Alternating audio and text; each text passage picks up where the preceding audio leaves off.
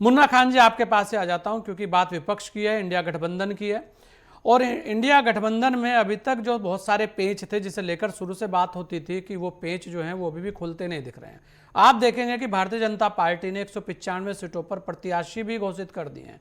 यहां तक कि अगली सरकार की तैयारी करते हुए 100 दिन का जो एजेंडा है वो भी फिक्स करने पर लगे हुए हैं। और आपके यहां पर अभी तक टिकटों को लेकर कोई तस्वीर साफ नहीं हो रही है। इसे लेकर बहुत सारे लोगों में असमंजस है कि आखिर कैसे विपक्ष जो है इतनी बड़ी लड़ाई को लड़ेगा। कहां टारगेट 400 और कहां पर अभी कुछ नहीं।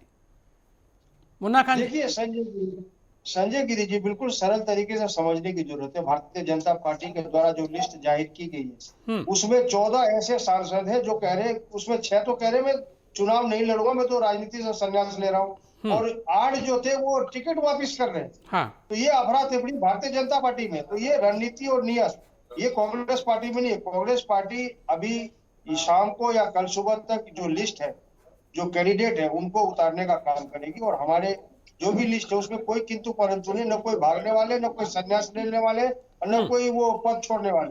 तो हमारा बहुत संतुष्टि से काम होगा। दूसरा सवाल कि कोई अभी चुनाव की घोषणा नहीं हुई, आचार संहिता नहीं लगी, और 2 दिन भी नहीं हुए भारतीय जनता पार्टी को लिस्ट जाहिर की हुई।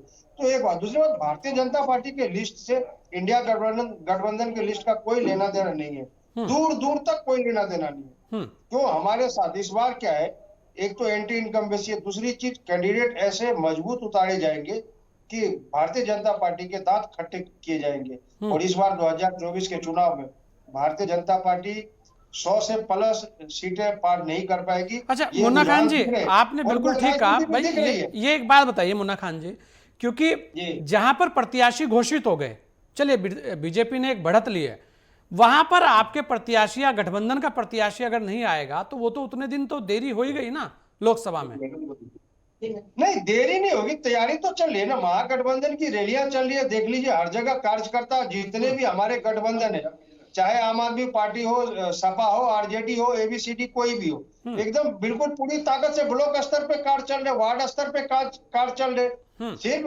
प्रत्याशी उतरते ही कार्रवाई शुरू हो जाएगी। तो इतने लेट भी नहीं हुए जो हमें चिंता करने की बात है, हम कोई लेट नहीं हुए।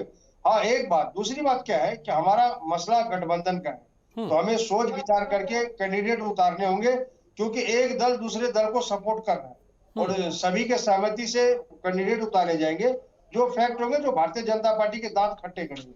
नहीं, वो दूसरी बात सहमति बता की तो दूं, बात हो रही है मुन्ना खान जी की, आखिर सहमति कब बनेगी।